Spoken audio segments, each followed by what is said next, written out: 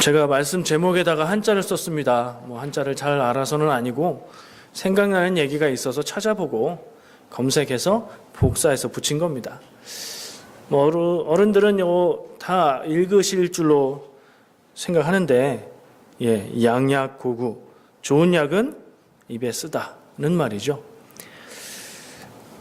공자가 얘기한 말이래요.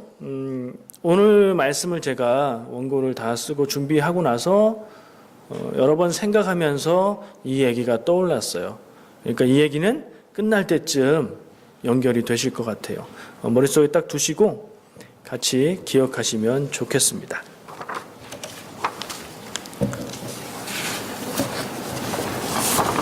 오늘은 종려주일이죠. 종려주일은 예수님이 예루살렘으로 들어가실 때 사람들이 종려나무 가지를 흔들고 겉옷을 바닥에 깔면서 예수님을 메시아라고 호산나 외치면서 환영했다고 해서 거기에서 종려주일이라고 이름을 붙였어요. 예수님은 환영받으셨어요. 근데 묘하게 종려주일 다음 날부터 한 주간은 고난주간이라는 이름으로 불립니다. 왜냐하면 예수님의 죽으심이 그 끝에 있기 때문에 그래요. 예수님이 순환당하시고 고난당하시고 붙잡혀가서 재판받으시고 그러는 일들이 있거든요. 그리고 예루살렘에 만연한 하나님 앞에서 옳지 않은 일들에 대해서 작정하시고 싸우죠. 예수님이 십자가 길을 가기 위해서 그러셨는지도 모르겠고, 어쨌든 종려주일을 기억하면서 말씀을 준비했습니다. 오늘 읽은 본문의 말씀의 내용은 거기에요. 예수님이 붙잡혀 가셨어요. 그러니까 종려주일 환영받으신 내용 다음에 예루살렘에 들어가서 이런저런 일을 하신 다음에 기도하고 나서 붙잡혀 가셨죠. 그리고 유대인들의 회의에서 일단 재판을 받으십니다. 거기에서 예수님의 유죄가 성립이 안 돼요.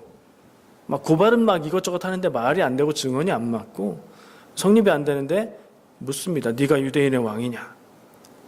그렇다고 하니까 이제 그게 신성모독이라고 해서 죽여야 되는 죄다.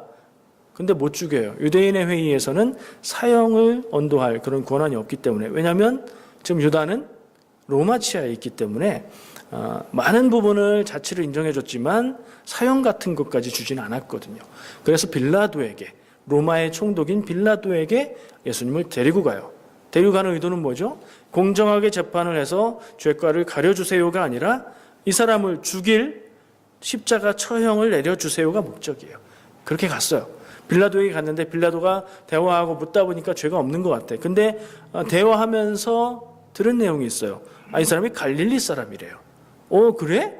그럼 나는 총독인데 갈릴리라면 이 유다의 분봉왕, 그러니까 유다의 왕인데 로마 치하에 있는 왕이죠. 헤롯에게 가야 되겠구만 하면서 헤롯에게 보내요. 헤롯도 그에게 특별한 사형당할 만한 죄를 찾지 못하고 다시 빌라도에게 보냅니다. 그리고 나서 빌라도가 신문을 마치고 백성들 앞에서 발표하는 거예요. 나는 이 사람에게서 죄를 못 찾았다. 풀어줄 거다. 안 된다. 십자가에 못 박아 죽여라.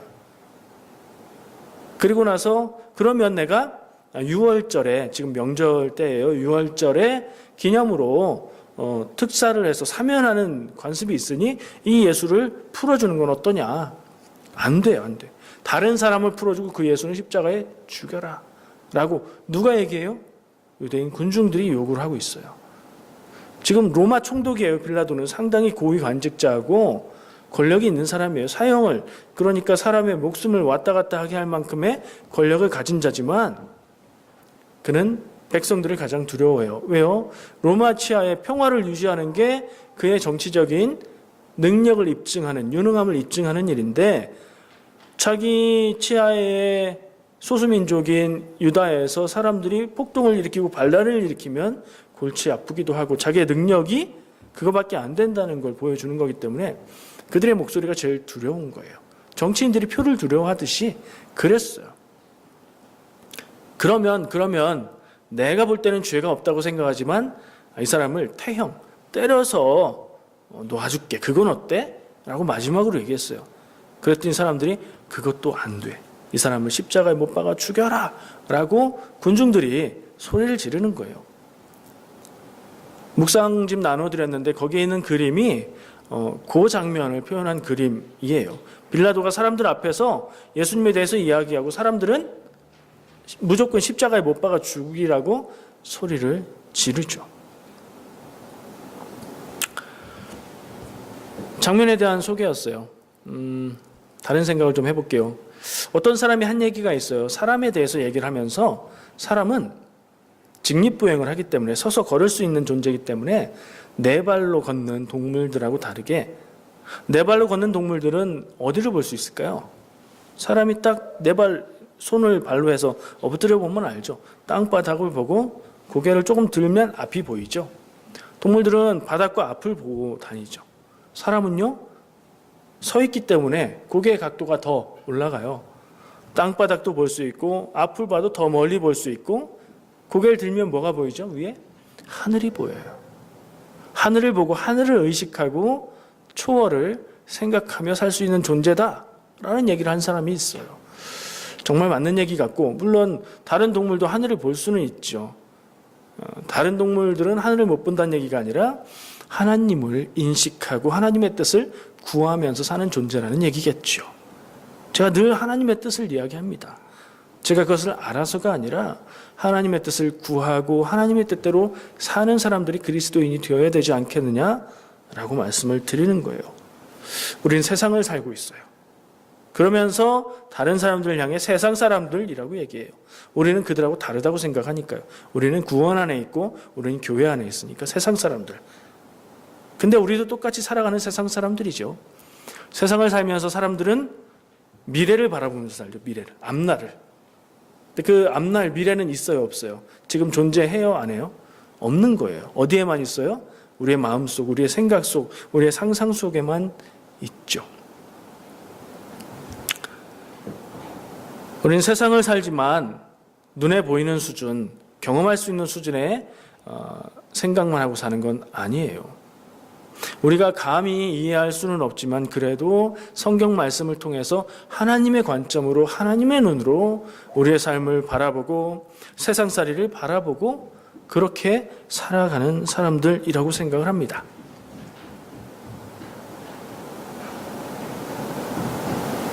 여러분들 어떻게 생각하십니까? 제가 하는 말에 동의가 되십니까?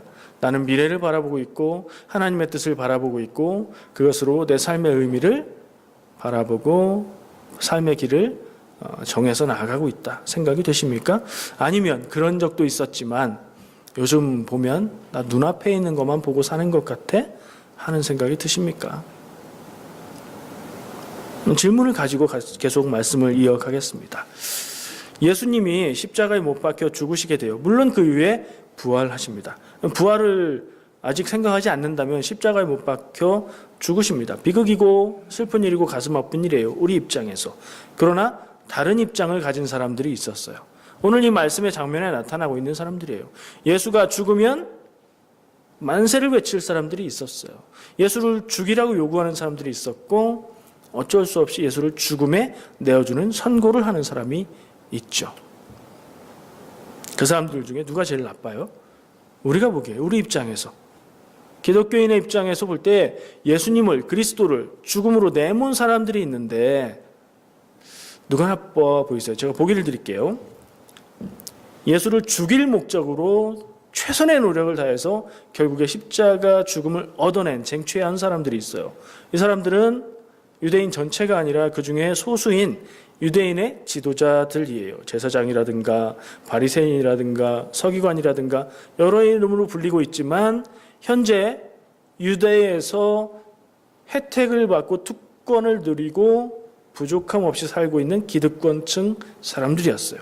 이 사람들은 평소에 예전에는 서로 적대적인 사람들도 있었지만 예수라는 공공의 적이 나타나자 하나로 딱 뭉쳤어요.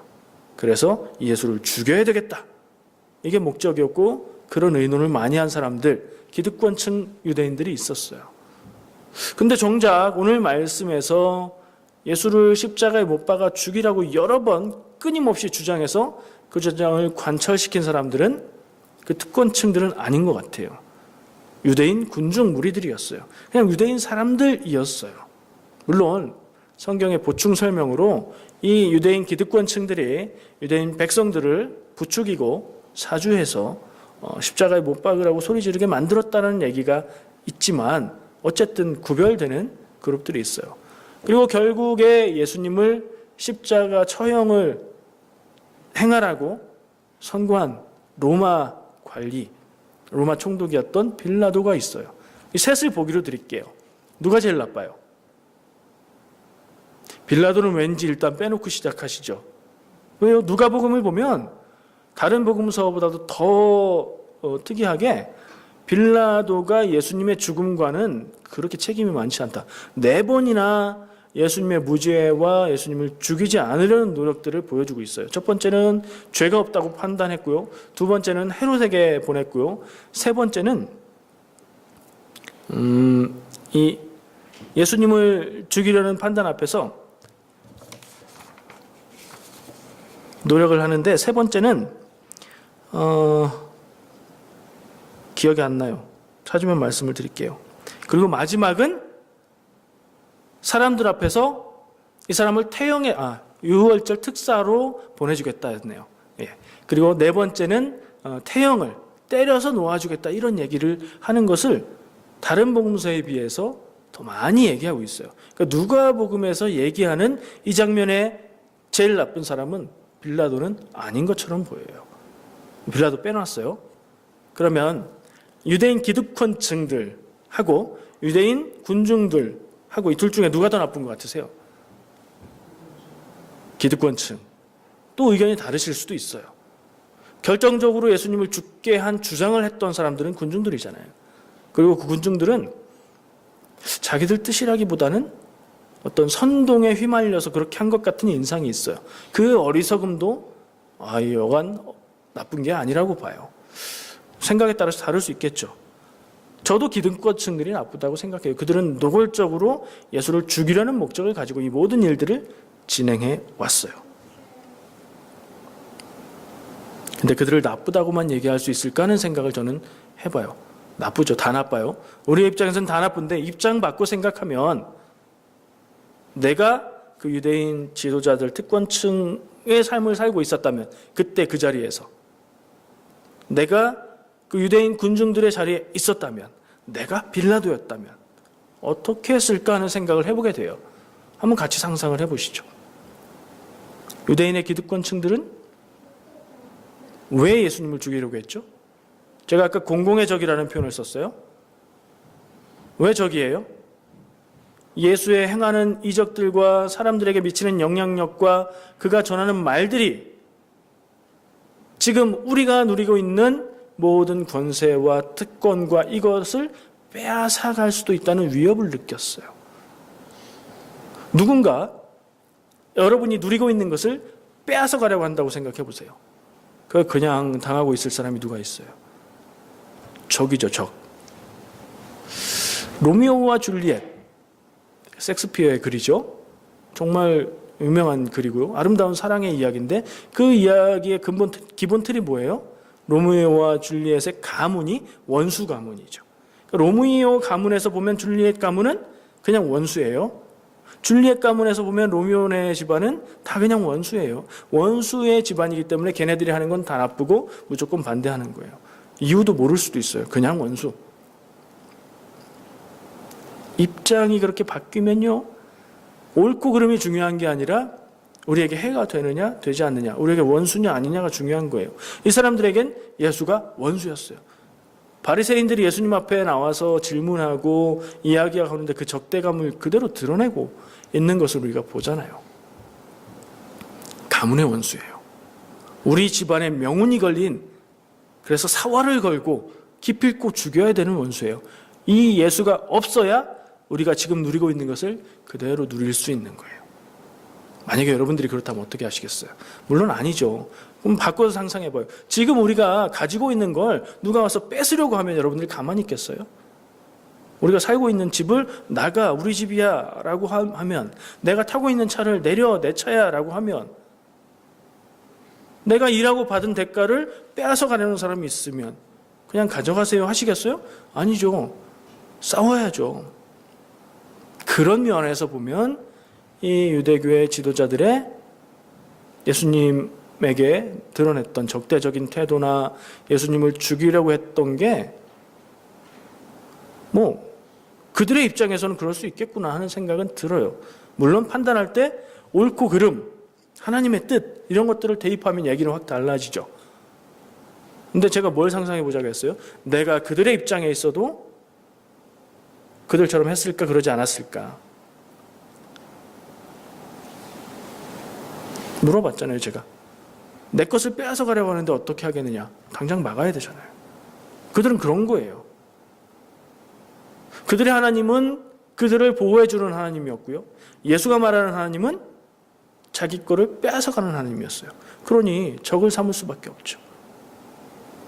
무슨 말인지 납득이 되세요? 네. 유대인 군중들은 어땠어요?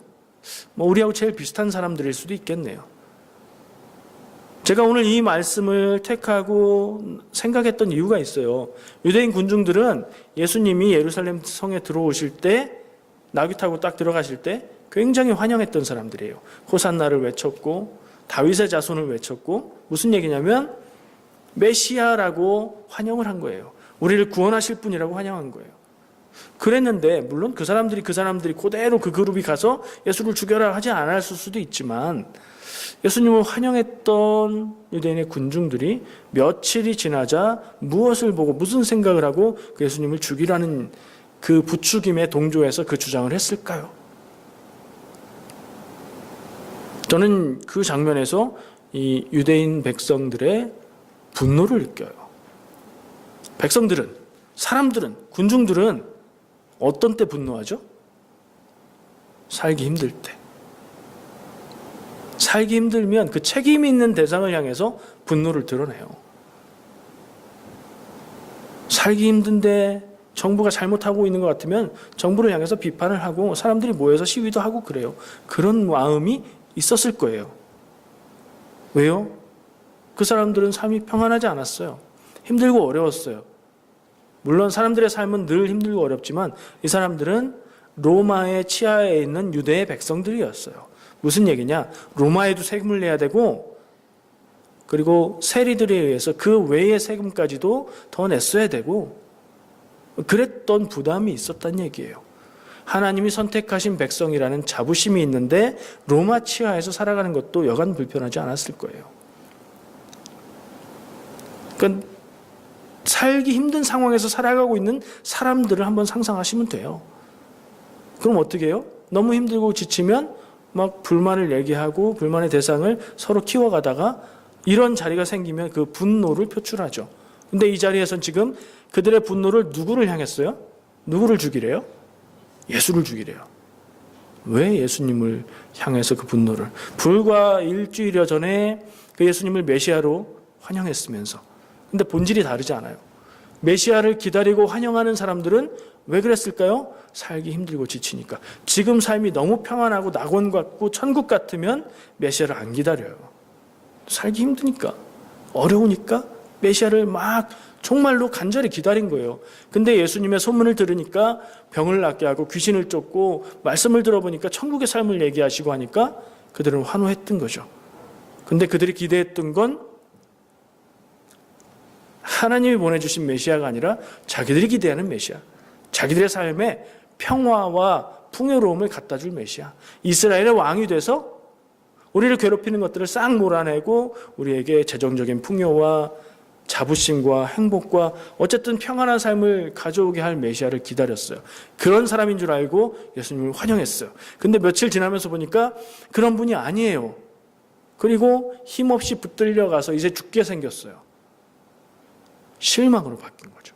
기대가 실망으로 바뀌고 원망이 되고 거기에 살짝 양념을 얹으니까 분노가 되어서 예수님을 향해서 죽이라고 얘기하는 사람들이 됐어요. 그렇게까지 생각해 보니까 그들이 왜 그랬는지는 이해를 할 만도 해요.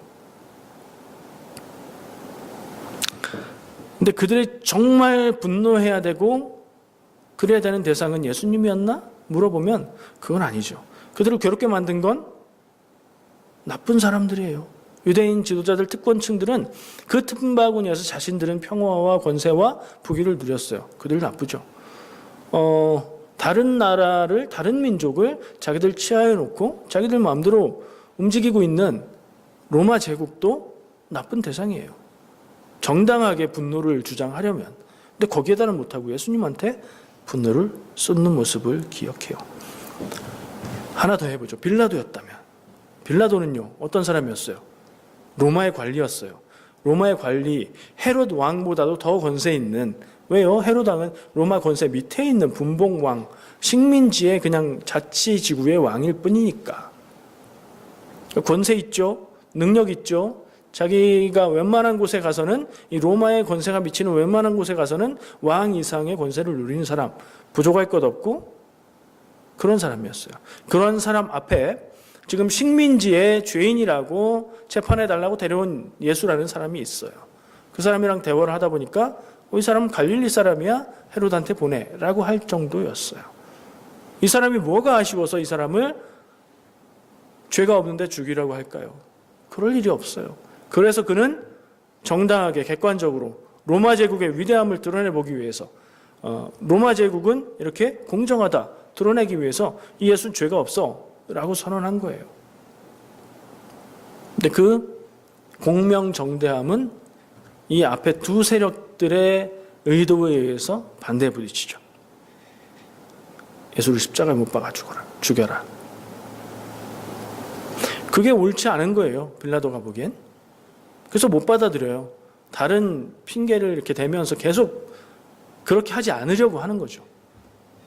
근데 결국에 오늘 읽은 본문 말씀의 마지막에 뭐라고 돼 있어요? 목소리가 이겼다. 청중들의, 군중들의 예수를 못 박아 죽이라는 그 소리가 이 빌라도를 이겼다라고 돼 있어요. 빌라도의 권세가 그 백성들을 이기지 못한 거예요. 아까 얘기했듯이 그거 당연한 거예요. 정치인들이 표를 두려워하듯이 식민지의 평화를 유지해야 되는 사람이니 그거 뭐 식민지의 어떤 한 죄인이 죽고 말고가 나하고 무슨 큰 상관이냐. 나는 웬만하면 안 죽이려고 했는데 어쩔 수 없지? 내가 알 바 아니야. 내 책임은 아니야. 너희가 죽인 거야. 라고 내어주었던 거예요. 그가 그렇게 했던 것도 충분히 납득이 돼요. 근데 성경의 기록만 가지고 보더라도 특이한 사람들이 있어요. 그 반대의 자리에 있는 특이한 사람들. 유대인의 지도층에 속한다고 볼 수 있는 서기관 중에 한 명인데 어떤 서기관이 예수님께 나와서 예수님하고 대화를 막 해요. 그러면서 예수님의 말씀을 제대로 알아듣고 진리의 얘기들을 답을 해요. 마가복음 12장 34절에 나오는 상황인데 그를 향해서 예수님은 네가 하나님 나라에서 멀지 않도다 라는 말을 해요. 하나님 나라에서 멀지 않다. 네 말이 맞고 네가 하나님의 진리를 잘 이해하고 있다는 얘기죠.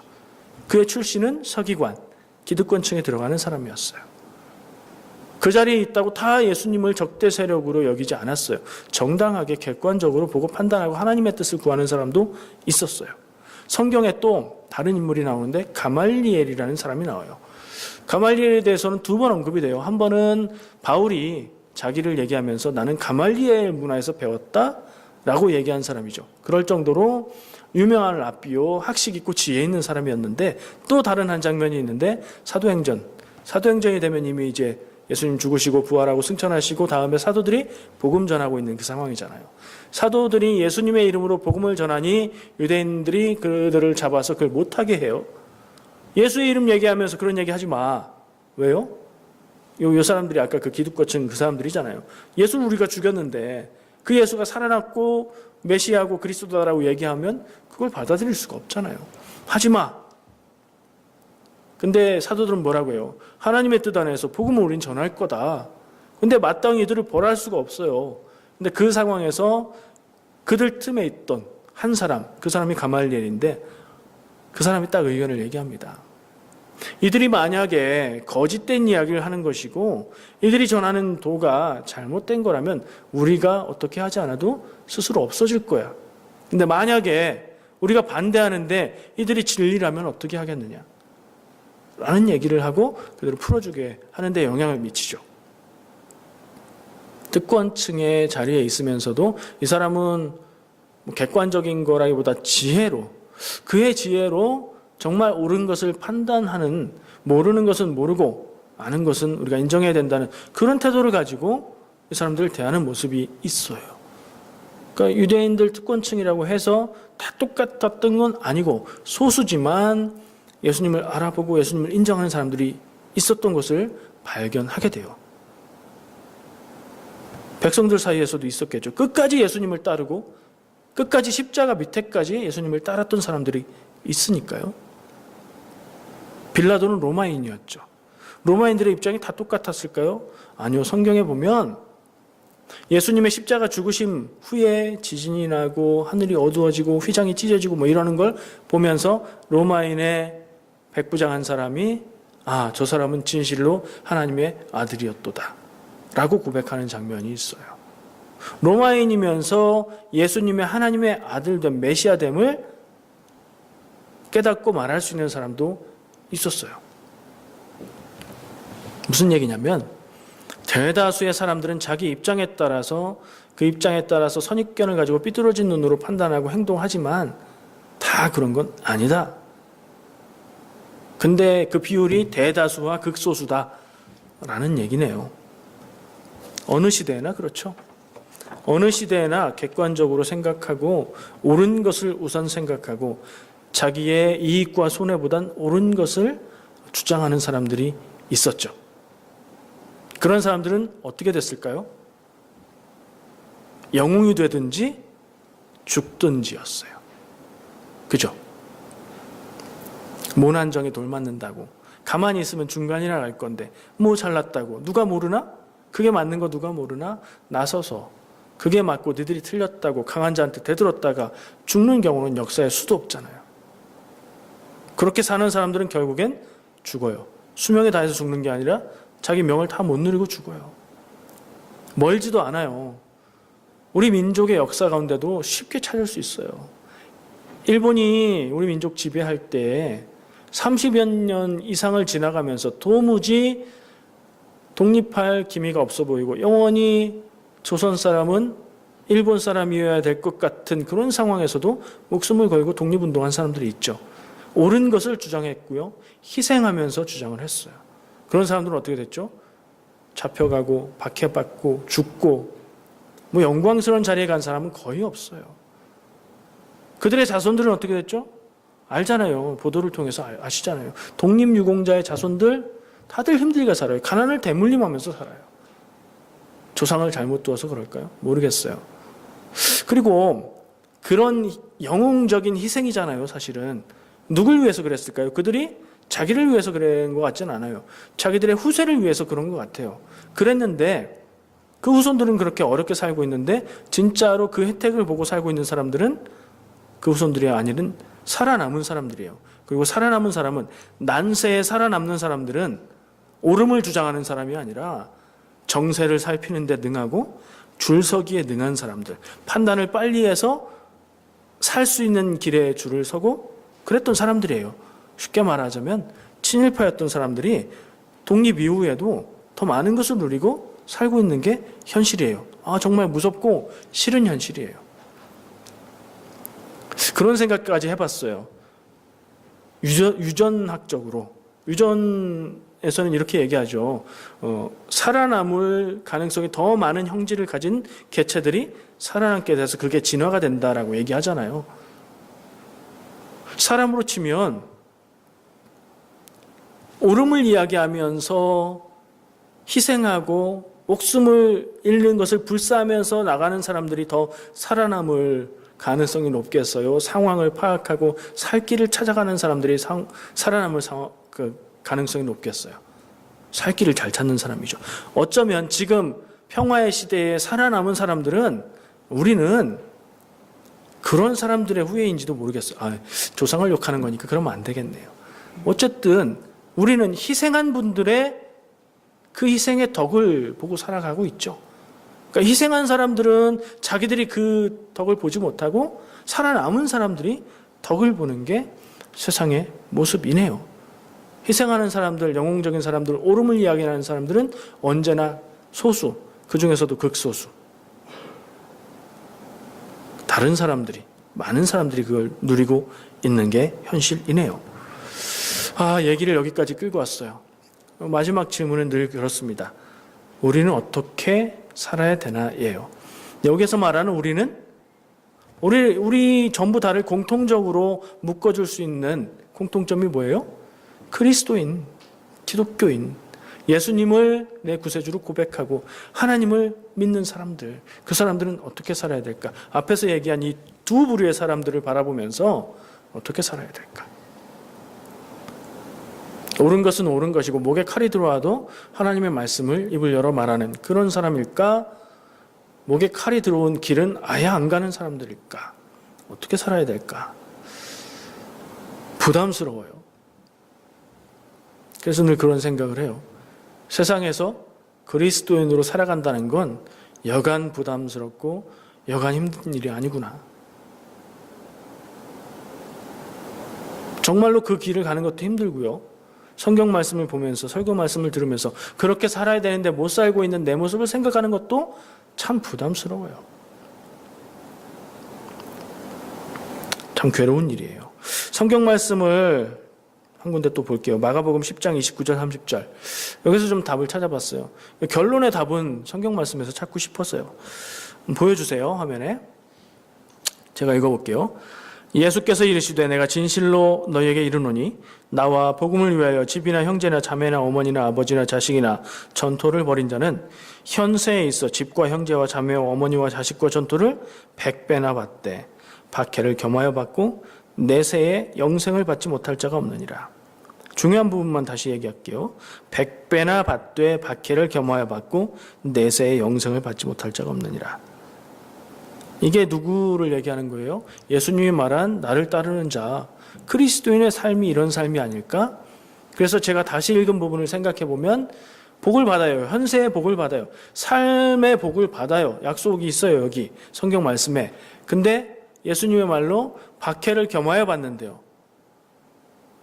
복 받는 건 플러스고 박해는 마이너스잖아요. 마이너스 1, 아니 순서가 틀렸어요. 플러스 1, 마이너스 1은 뭐예요? 계산해 보시면 0이죠. 그리스도의 삶은 세상에선 본전, 박해가 더 크면 마이너스일 수 있는 삶이에요. 근데 그게 끝이 아니라 영생을 얻지 못할 자가 없다. 구원받지 못할 자가 없다. 그게 다른 점이에요. 근데 그게 어디 달렸어요? 그리스도인으로 사는 삶에 달려 있다는 거죠. 세상에서 누리고 떵떵거리고 뭔가 좀 높은 자리, 빛나는 자리, 사람들이 우러러보는 자리, 부러워하는 자리에 있는 건 그리스도인이 바랄 바는 아닌 것 같다는 생각을 하게 돼요. 여기서. 세상에서 복을 주신다고 했으니 받은 복이 있겠죠. 주시는 복은 하나님을 높여 찬양하고 기뻐하고 받고 누리고 나누면 돼요. 고난은요, 박해가 고난이라고 얘기해 볼 수 있으니까. 고난은 우리 함께 기도하면서 서로 위로가 되고 주님 주시는 능력으로 믿음 안에서 견디면서 살아가는 거죠. 그래서 플러스 마이너스 0 되고 그 다음에 구원의 복을 누리는 그게 우리의 정체여야 된다는 생각을 합니다. 한 가지 더 생각해 보고 싶은 게 있어요. 좀 피곤하실 수도 있어요. 막 깊이 생각하니까. 하나만 더 생각해 보죠. 유대인의 군중들이라고 표현했던 그 사람들은 누구였을까? 제가 아까 살짝 얘기했어요. 예수님을 메시아로 환영했던 사람들도 군중들이었고 예수님을 십자가에 못 박아 죽이라고 했던 사람들도 군중들이었어요. 근데 같은 사람들일까? 같은 사람들이라고 보기에는 너무 그 행하는 바가 극과 극으로 반대잖아요. 다를 수도 있죠. 예수님을 환영했던 사람들은 예수님한테 우호적인 사람들이었고 예수님을 죽이라고 했던 사람들은 반감이 있었던 사람들이라고 생각할 수도 있죠. 그러나 그 사람이 그 사람들이었다고 볼 수도 있을 것 같아요. 기대했다가 실망하면 적이 되죠. 사랑했다가 절망하면 미워하게 되잖아요. 그런 마음이 있었던 사람들이었을까? 생각을 해보게 돼요. 그들은 왜 그렇게 되게 됐을까? 제가 말씀의 제목을 한자로 뭐라고 썼었죠? 양약고어 그런 말을 썼죠. 그 말은 공자가 했다는 말인데 원문은 좀 더 길어요. 양약고어